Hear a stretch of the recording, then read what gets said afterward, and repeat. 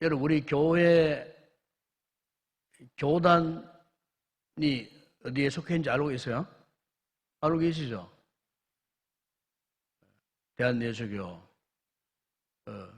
장로교 그 가운데서도 합동교단입니다. 그래서 이제 우리 장로교회, 물론 장로교회도 기독교 장로교회가 있고 대한예수교 장로회가 있어요. 기독교 장로교는 신앙 사상적으로 이렇게 좌쪽에 치우쳐 있는 교단입니다. 그래서 조금 신앙이 자유스럽고 또 신신학 계통, 요즘 흔히 표현하듯이 이 좌파 쪽에 주로 이렇게 이런 교단들은 요즘 또 포괄적 차별금지법에 대해서 상당히 긍정적으로 생각을 하고 있습니다. 왜냐하면 이 사람들은 개신교는 개신교인데도 정말 성경 중심, 성경 제일주의, 하나님 주권을 중심으로 그렇게 신앙을 갖지 않습니다. 하나님 주권에 대해서 부정적인 견해를 갖는 것과 동시에 반대로 인간의 행위, 행동 이런 걸 굉장히 중시합니다. 그래서 역사적으로 이제 이런 사람들을 일컬어서 알미니안주의라 그렇게 이제 표현을 합니다.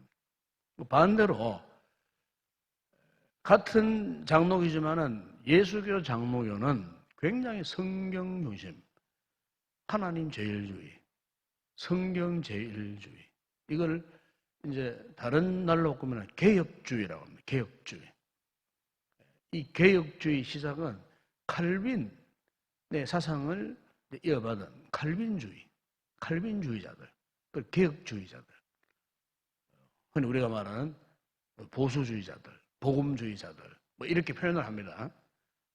그래서 이제 우리의 신앙의 가장 중요한 그 근간은 뭐냐? 하나님의 절대 주권을 믿어야 됩니다. 절대 주권. 하나님의 절대 주권이에요. 인간의 행동, 행위가 절대 우선될 수 없어요. 로마 카톨릭도 인간의 행동을 굉장히 중시해서 행위로서도 구원받는다. 뭐 이 정도로 나오는 겁니다. 그러나 우리 입장에서는 절대로 인간의 행위로는 구원받을 수 없어요. 구원은 하나님의 절대 주권 속에 있는데 이런 하나님의 절대 주권 위에 오늘 우리 신앙의 중요한 5대 강령이 있어요. 5대 강령. 5대 강령이 있네. 5가지 5대 강령이 있어요. 이 5대 강령이 어떻게 세워졌는가? 1618년도에 네덜란드 토론토에서 이 개혁주의, 칼빈주의, 현재 우리가 지금 따르고 있는 그 신앙의 정통 노선에 속한 84명의 이 학자들이 모였어요.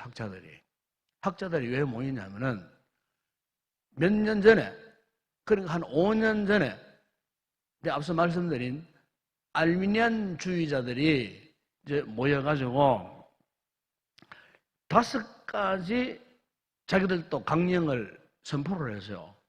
그 5가지 그 강령 선포 가운데 첫 번째 하나가 뭐냐면은 인간은 전적으로 완전하게 타락하지 않았다. 이 말은 무슨 말이냐면 인간의 그 자유의지가 아직 남아있다. 인간의 자유의지를 굉장히 중시했어요. 그리고 또 하나는 하나님은 인간의 믿음을 보고 선택해 주신다. 또 그렇게 이야기했어요. 인간의 믿음을 보고 선택하신다. 그 다음에 이제 세 번째는 뭐냐면은 예수님의 십자가의 속죄의 죽으심은 이 지구 이 세상에 있는 모든 사람들을 다 구원하는 거다. 그러니까 보편적 구원을 이야기하는. 이걸 들어보면 그 말이 맞지 않나 싶으지만은 그러나 엄밀히 말하면 그 틀린 말이에요. 예수님 입장의 구원은 모든 사람들 한 사람도 빠지지 않고 60억 경우에는 60억 다 구원시키신다. 그걸 보편적 구원이라고 말하거든요. 그렇게 주장하는 거죠. 그리고 네 번째는 성령의 은혜에 대해서 인간이 얼마든지 거역할 수 있다. 그런 주장을 했어요. 그리고 이제 마지막 다섯 번째 하나가 뭐냐면 구원 얻은 사람도 잘못하면은 그 구원을 잃어버릴 수 있다. 이런 주장을 했어요. 이런 알미니안주의자들의 주장에 대해서 1615년도에 네덜란드 드루터에서 이 개혁주의자들, 칼빈주의자들이 모여가지고 하나님의 주권위에 5대 이 교리를 선포했어요. 5대 교리. 그 첫 번째 하나가 뭐냐면은 전적 타락입니다. 전적 타락. 그러니까 좀 전에 말씀드린 알미니안주의자들이 사람은 완전히 타락하지 않았다 하는 거기에 대한 반항으로서 인간은 아니다. 전적으로 타락했다. 그리고 또 알미니안주의자들이 선포했던 그 인간의 어떤 조건 선택, 그 하나님이 인간의 믿음 보조가 조건적으로 선택하신다는 이 주장에 대해서 아니다. 구원은 하나님의 무조건적인 선택이다. 그렇게 이제 또 선포를 했어요. 그리고 예수 그리스도 십자가의 그 대속의 그 모든 구속이 이 세상에 모든 사람들 다 구원하는 것이다에 대해서 아니다. 예수님 십자가의 사건이 인류를 위한 죽으심이지만은 그러나 그 구속은 제한적 속죄, 제한적 속죄다. 다 구원받을 수 없다는 겁니다. 다 제한적으로 구원받을 수 있다. 그리고 또 성령의 은혜를 누구나 거부할 수 있다. 무슨 말이냐면 하나님이 인간에게 구원을 주시려고 할 때에 내 의지에서 구원을 받을 수 있고 구원을 거부할 수 있다. 그렇게 주장함에 있어서 아니다. 불가항력적 은혜다. 구원은 불가항력적. 그러니까 여기에 불가항력적이라고 하는 것은 뭐 어쩔 수 없이 내 구원받는 것이 아니고 그냥 일방적으로 하나님 우리를 구원하시려고 작정하면은 내가 그 구원을 받기 싫어갖고 막 거부하고 도망을 쳐도 언젠가는 반드시 하나님이 그 영혼을 구원하신다. 이걸 두고 이제 불가항력적 은혜. 그런 이야기를 했어요. 그리고 구원 얻은 사람도 잘못하면은 구원을 잃어볼 수 있다. 이 선언에 대해서 아니다. 성도의 견인.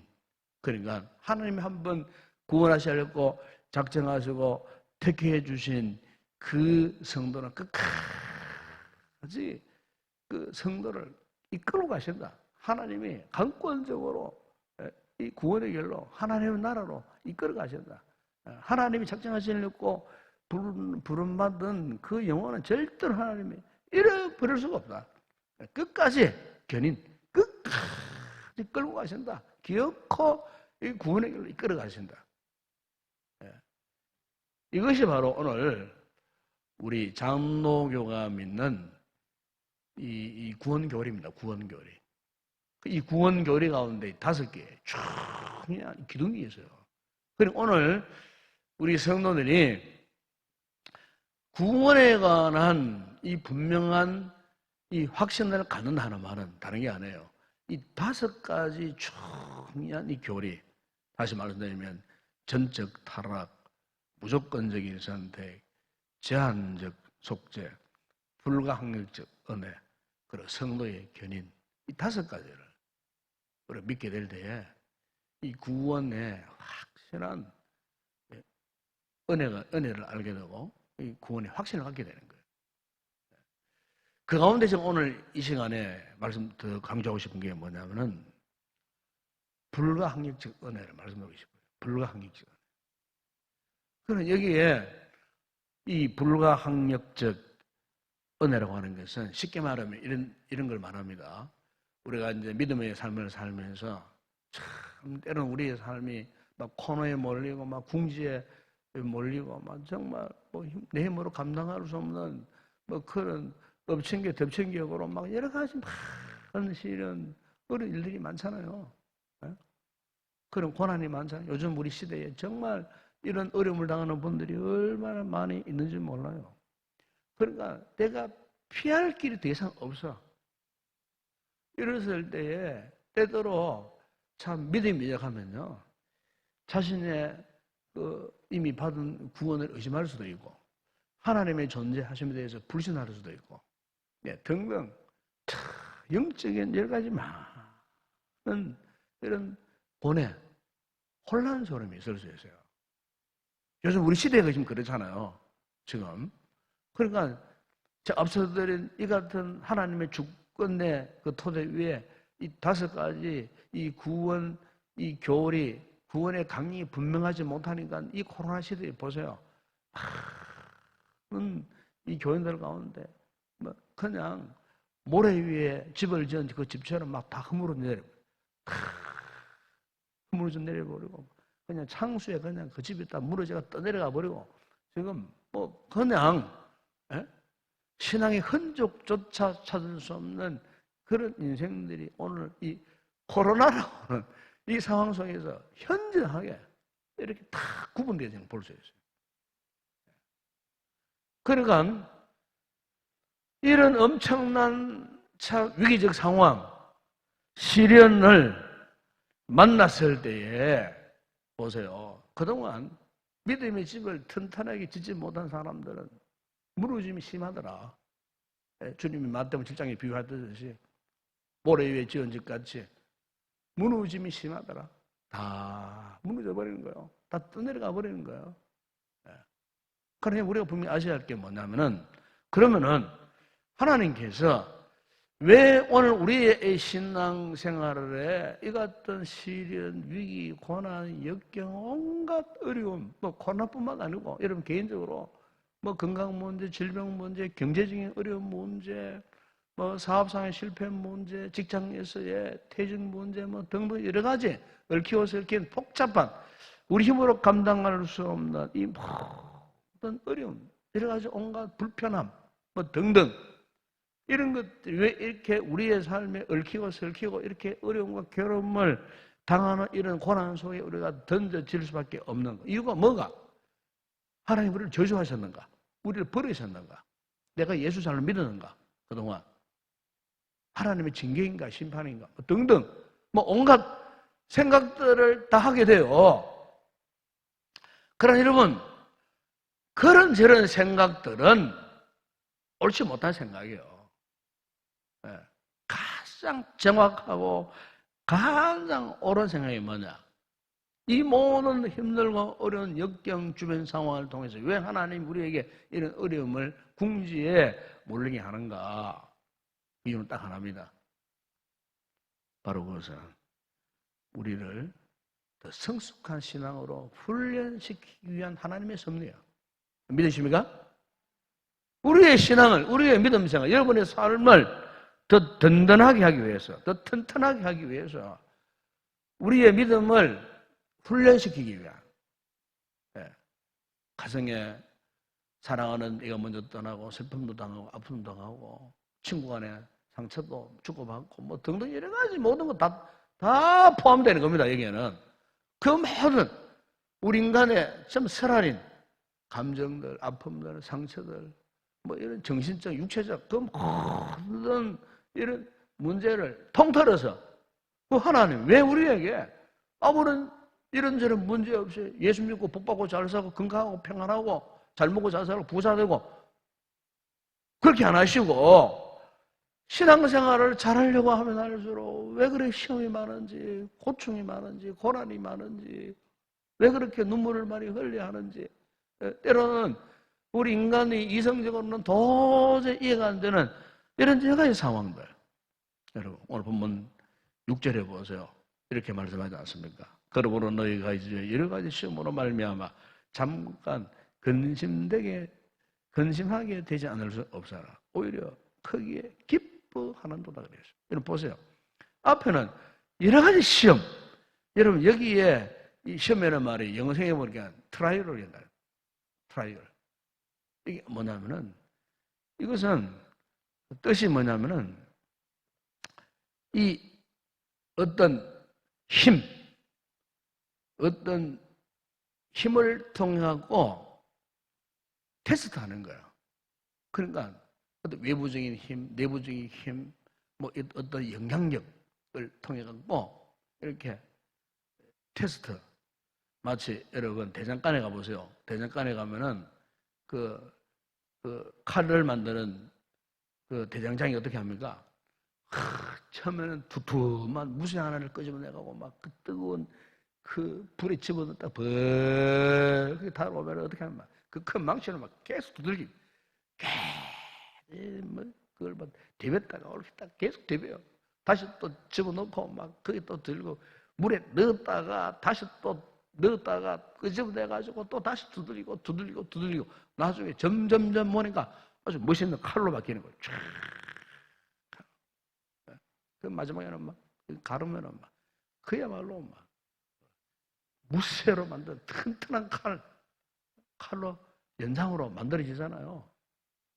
그걸 이야기하는 거예요. 어떤 힘의 자극에 의해서 자신도 모르게 점점 이렇게 강하게 튼튼하게 이렇게 되어지는 거예요. 그러니까 훈련을 통해서 자신도 모르게 아주 강인한 무쇠와 같은 이런 믿음의 사람으로 이게 뭐냐? 이게 트라이얼 그런 말이에요.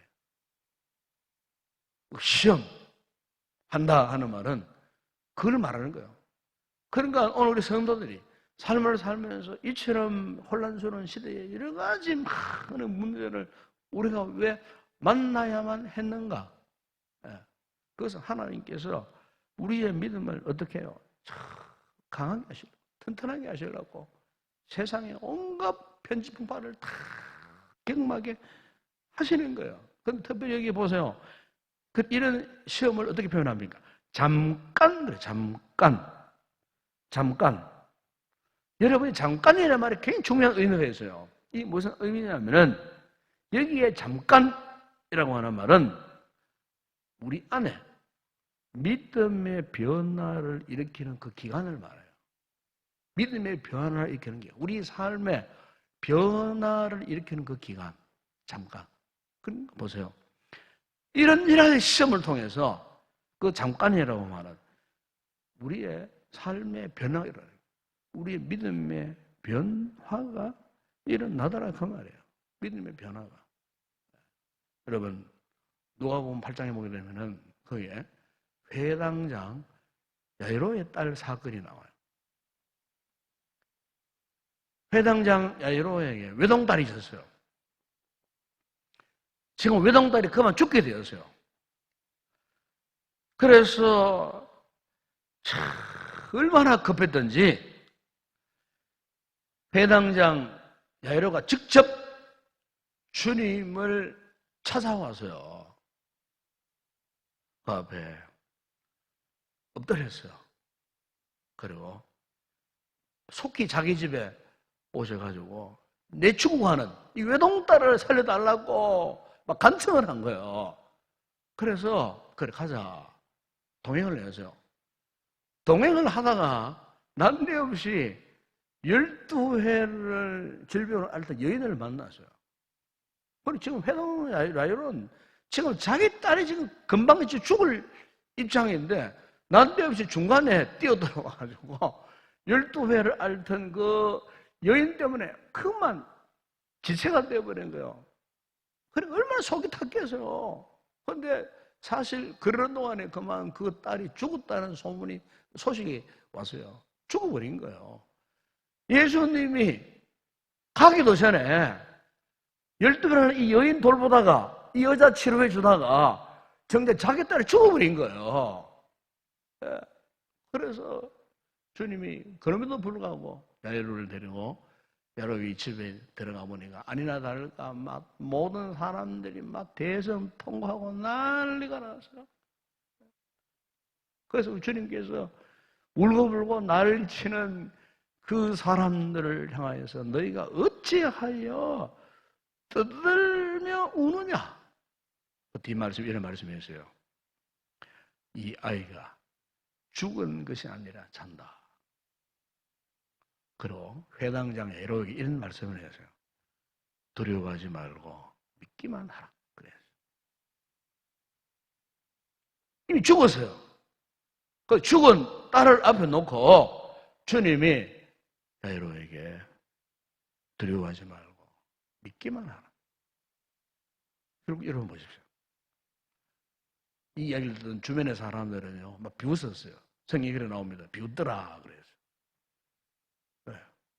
주님을 절대적으로 믿지 못했던 주변 사람들은 비웃고 뼈냥거렸어요. 그러나, 야이로는 그것을 믿었어요. 주님이 아셨어요.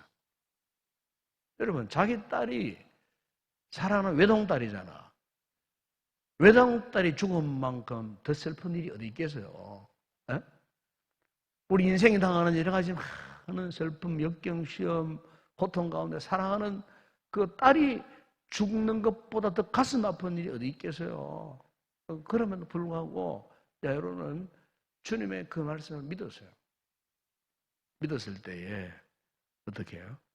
주님이 아이야 일어나라. 벌떡 일어났어요. 그 증거로 죽지 않고 살았다는 증거로 이 아이에게 먹을 것을 주라. 그래서 그렇잖아요. 죽은 아이가 어떻게 먹을 먹겠어요? 살아나서요. 먹을 것을 맛있게 먹었다는 말은 없지만은 주님께서 그 아이에게 먹을 것을 주라. 그래서요. 그 말은 무슨 말이에요? 죽던 아이가 살아났다는 겁니다. 사실 여러분, 오늘 우리가 이 힘들고 어려운 이 고난의 시대에 다른 것에서 막 흔들려도 여러분 믿음만큼 흔들리면 안 됩니다. 믿음을 포기하거나 믿음을 배신하거나 그러면 안 돼요. 끝까지 붙들어야 돼, 끝까지. 우리가 지금 이런 위기를 당하는 것은 주님이 우리의 믿음을 연단하시고 우리의 믿음을 트라이얼 다시 한번 시도하라. 다시 한번 믿기를 작정하라. 결단하라. 우리의 신앙, 우리의 믿음을 테스트, 연단, 훈련하시는 그 기회라는 거예요. 여러분, 참기름 좋아하시죠? 참기름. 이 참기름을 짜는 데가 보면요, 참 재미있어요. 참기름이 얼마나 고소합니까? 그 참 참깨를 가봐가지고 그 볶잖아요. 이 볶을 때 이미 막 그냥 반탄 까뿌립니다. 막 너무 고소한 냄새. 그 다음에 어떻게 합니까? 기계 틀에다 집어넣고 옛날 같으면 300오작에 넣고 막 기계 넣고 막 기계 막 돌리잖아요. 막 돌리면은 막 이 참깨가 막 진들려가지고 막 그냥 막 짜여지는데 거기 보면은 막 고소한 참기름이 막 그냥 줄줄 나오고 그 병에다 딱 담잖아요. 그 막 참기름집 가면 정말 좋아요. 밥 한 그릇 가가면 그 집 한 그릇 다 먹을 수 있어요. 냄새 맡아도 막. 그 얼마나 고소한 참기름. 근데 참기름이 보세요. 짜여지는 거 보면 그 막 진들려가지고 막 엄청난 막 압력에 의해가지고 막 진들려가지고 막 기름이 고소한 기름이 막 짜여져 나오잖아요, 이게. 참기름이 그냥 나오는 거 아니에요. 불로 연단을 받고 막 그것도 기계에 들어가가지고 막 눌려야 막 이게 막 그 진짜 참기름이 짜여져 나오듯이 여러분 오늘 우리의 신앙생활 똑같아요. 똑같아요. 우리 믿음의 이 삶에도 이렇게 하나님이 우리의 믿음을 정죄하는 걸러내는 정죄하는 기간이 있어요. 시련이 뭐냐? 위기가 뭐냐? 우리가 당하는 어떤 어려움이 뭐냐?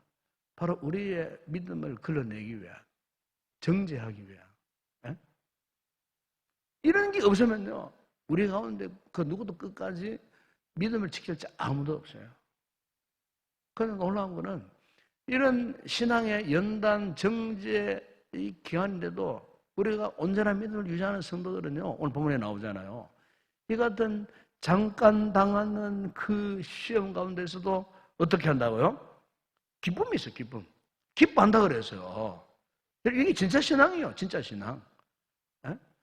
근데 신앙이 아닌 사람은 어떠합니까? 유혹 잘 받아요. 시험 잘 당해요. 잘 넘어져요. 잘 미끄러지고요. 하루에다 몇 번씩 넘어지고요. 몇 번씩 의심하고요. 나중에는 그만 자신의 스스로 뒤로 넘어져 버려요. 포기해버리게 된다라 그 말입니다. 원수마귀 사탄이 우리를 그냥 두지 않아요. 여러 가지 많은 상황을 지금 총동원해요.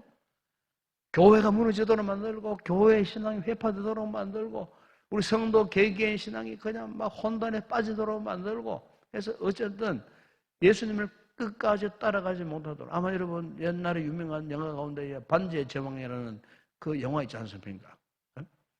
그 반지의 제왕 가운데 보면 그 주제가 이거 아닙니까? 그 사우론의 절대 반지를 보는 사람마다 다 미혹당합니다. 그 호빗, 그 난장이 촌에, 그죠? 그 호빗에 그 스메골이라는 친구가 있었어요. 이 스메골이라는 친구가 어느 날 이 사우론의 절대 반지를 보는 그 순간에 욕심이 막 불끄덕 일어나가지고 이 스메골이 갑자기 완전히 막 괴물처럼 바뀌잖아요. 그 바뀐 이름이 뭡니까?